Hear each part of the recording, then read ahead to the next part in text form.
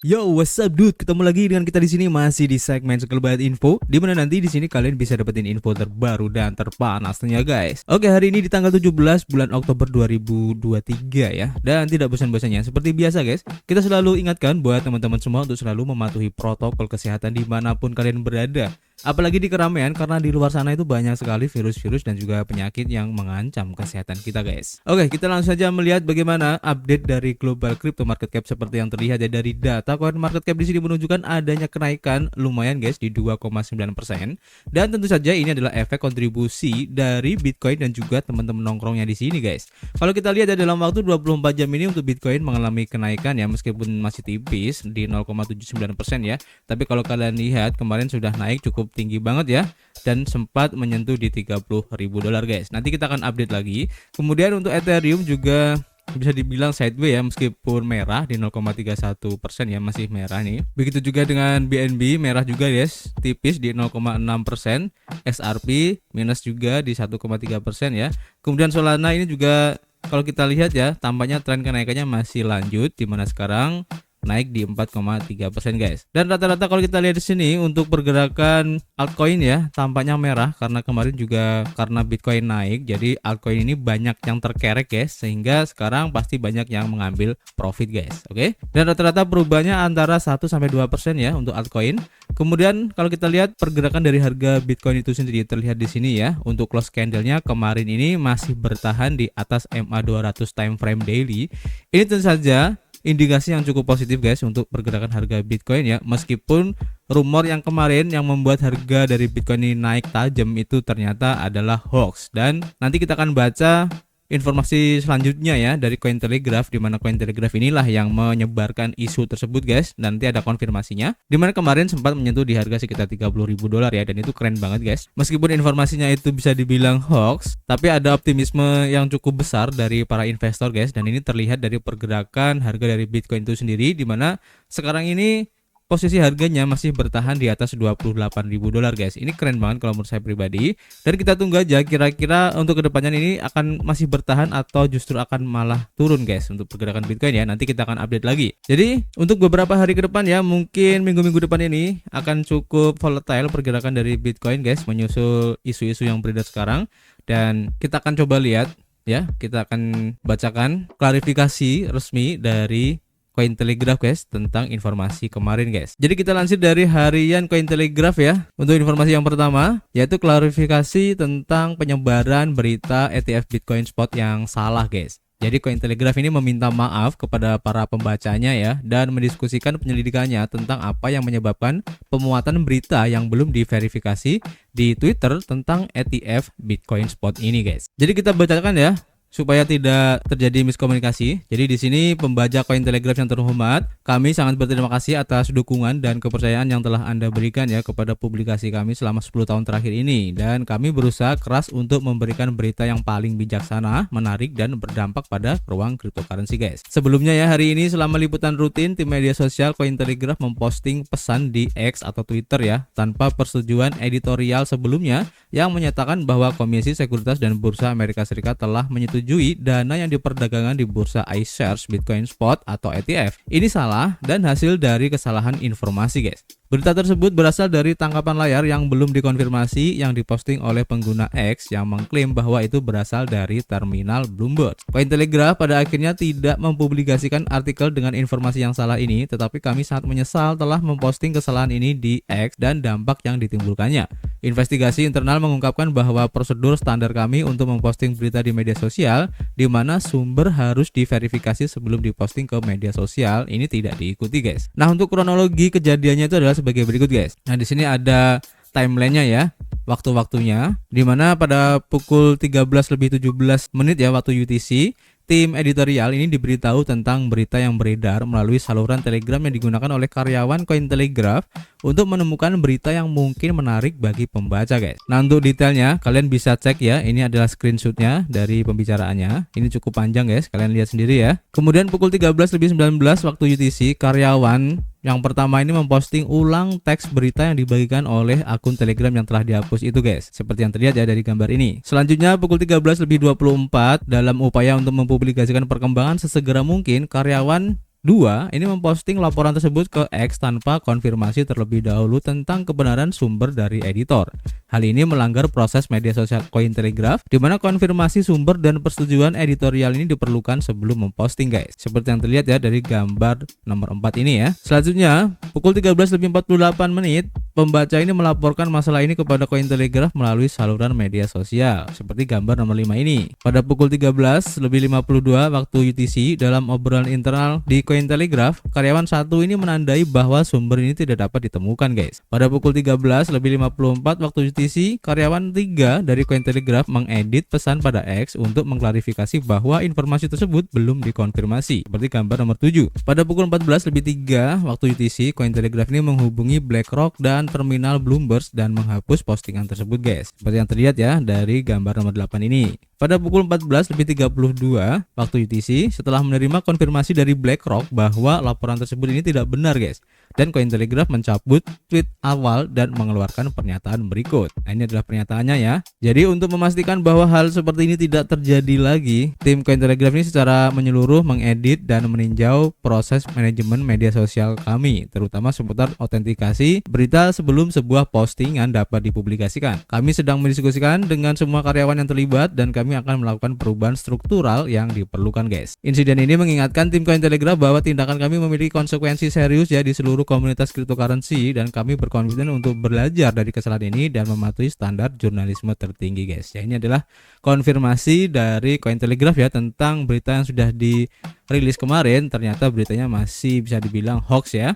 Dan hal itu mengakibatkan likuidasi yang cukup besar ya, khususnya untuk para trader yang mengambil posisi short. Seperti yang kita informasikan kemarin, sekitar 70 juta dolar ini terlikuidasi guys di pasar ya. Dan itu tentu saja cukup besar banget guys. Jadi itu untuk konfirmasinya, nanti kita akan update lagi guys, kira-kira konsekuensinya seperti apa. Dan kita lanjut ke informasi berikutnya ya. Kita lansir dari harian The Crypt, diinformasikan bahwa Uniswap sebagai bursa DeFi Ethereum ini menambahkan biaya yang tentu saja memicu kontroversi guys. Dimana biaya 0,15% untuk swap antarmuka front end membuat beberapa investor Web3 menyebutnya sebagai kasus insentif yang tidak selaras. Penemu bursa terdesentralisasi terkemuka Uniswap yaitu Hayden Adams hari ini mengumumkan bahwa protokol ini akan menerapkan biaya swap 0,15% pada aplikasi web dan antarmuka dompet untuk pertama kalinya guys. Hanya sekumpulan token tertentu yang akan terpengaruh ya oleh biaya baru ini menurut postingan blog Uniswap Labs, termasuk Ethereum, USDC, Wrap ETH, USDT, DAI, Wrap Bitcoin, AG Euro, GUSD, LUSD, Euro OS, Euro OC, dan XSGD guys. Namun biaya tersebut hanya berlaku ketika diperdagangkan melalui antarmuka Uniswap Labs di mainnet dan lapisan 2 yang didukung. Dan jika swap terjadi antara input dan output, yang keduanya dikenakan biaya. Swap dari stablecoin ke stablecoin tidak termasuk dalam biaya awal ini guys. Bridget Frey, juru bicara dari Uniswap Labs, mengatakan kepada The Crypt bahwa mereka mengambil pandangan holistik tentang bagaimana orang menggunakan produk kami dan menentukan daftar awal token yang paling masuk akal. Menambahkan bahwa mereka berharap ini akan berkembang seiring waktu guys. Biaya baru akan mulai berlaku besok ya, dan menurut Adams akan memungkinkan Uniswap Labs untuk terus meneliti, mengembangkan, membangun, mengirim, meningkatkan, dan memperluas kripto dan DeFi. Pemimpin lain di ruang Web3 mengatakan bahwa langkah tersebut adalah langkah yang masuk akal, dengan salah satu pendiri Genesis Martin Koppelman mengatakan bahwa itu adalah kabar baik. Namun tidak semua orang setuju guys dengan reaksi yang meluas terlihat di Twitter kripto ini guys, di mana Gabriel Shapiro sebagai penasihat umum untuk Delphi Labs, sebuah platform penelitian dan pengembangan Web3, telah membunyikan alarm di Twitter selama bertahun-tahun mengecam apa yang disebutnya likuiditas non-exit, sesuatu yang menurutnya telah diterapkan oleh modal Ventura karena semakin banyak yang bergerak ke ruang kripto ini guys. Shapiro mengatakan kepada The Crypt bahwa masalahnya adalah bahwa investor seperti yang ada di Labs Uniswap seri B senilai 1,66 miliar dolar yang ditutup tahun lalu telah secara konsisten menolak untuk mengizinkan akrual nilai apapun ke Uniswap, tetapi sementara itu menggunakan token untuk mendapatkan likuiditas. Nah, bagaimana caranya? Dengan tidak menerapkan peralihan biaya, Shapiro ini menjelaskan ya bahwa peralihan biaya akan memungkinkan komunitas Uniswap untuk mengalihkan sebagian pendapatan biaya protokol ke tata kelola. Pemungutan suara terakhir untuk implementasi ditolak pada awal Juni guys. Menariknya, pandangan Shapiro selaras dengan pandangan investor Web3 VC yaitu Nick Carter, seorang mitra di Castle Island Ventures.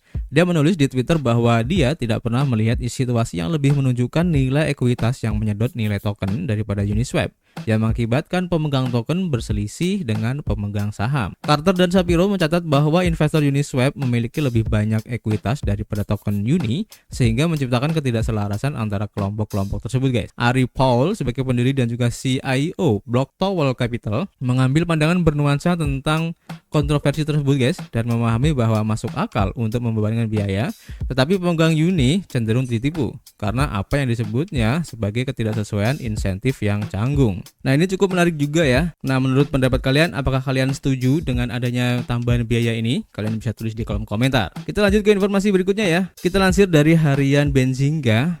Diinformasikan bahwa Vitalik Buterin ini mentransfer USDC-nya ya sekitar 15 juta dolar ke Gemini setelah transaksi Coinbase sebesar 500 ribu dolar, yang membuat orang ini agak keheranan ya. Jadi analis blockchain telah mengasah transaksi signifikan yang berasal dari dompet yang terkait dengan salah satu pendiri Ethereum, yaitu Vitalik Buterin. Dalam transaksi tersebut, Buterin mentransfer sekitar 14,9 juta dolar USDC coin ke bursa mata uang kripto populer yaitu Gemini, guys. Menurut sebuah postingan oleh perusahaan analitik blockchain PackShield di X, dompet Buterin bernama Vitalik.eth melakukan transfer ke Gemini pada 16 Oktober kemarin. Transaksi ini dapat diverifikasi di Etherscan. Ditemukan bahwa Buterin pada awalnya telah menerima sejumlah 14,93 juta USDC dari Canro, sebuah badan amal yang terkait dengan Vitalik pada 14 Oktober. Hanya 3 hari sebelumnya ya, Buterin ini telah mentransfer hampir 500 ribu dolar ke Coinbase, dan pada bulan September saja jumlah total yang ditransfer dari dompet Buterin melampaui 3,9 juta dolar, guys. Pada 24 September, ia juga mentransfer 400 Ethereum setara dengan 600 ribu dolar pada saat itu ke Coinbase, dan sebelumnya pada bulan Oktober, Buterin menyetor 600 Ether yang setara dengan 1 juta dolar mata uang kripto ke bursa kripto Coinbase, guys. Nah, menurut pendapat kalian, guys, kira-kira apa yang dilakukan oleh Vitalik Buterin ini? Apakah ini menunjukkan sesuatu yang mungkin kita tidak ketahui, guys? Kalian bisa tulis di kolom komentar juga. Kita lanjutkan informasi terakhir ya. Kita lansir dari harian Cointelegraph. Diinformasikan bahwa pelanggaran vendor pihak ketiga dari Truecoin ini berpotensi membocorkan data pengguna dari TUSD, guys. Jadi sistem internal Truecoin tidak terpengaruh ya atau diakses karena perusahaan mengonfirmasi ya bahwa serangan tersebut merupakan insiden yang terisolasi dan terbatas pada vendor pihak ketiga. Stablecoin TrueUSD atau TUSD ini ya mengumumkan potensi kebocoran data KYC atau Know Your Customer dan riwayat transaksi tertentu karena salah satu vendor pihak ketiga yaitu Truecoin ini telah disusupi, guys. Truecoin adalah operator stablecoin dari TUSD hingga 13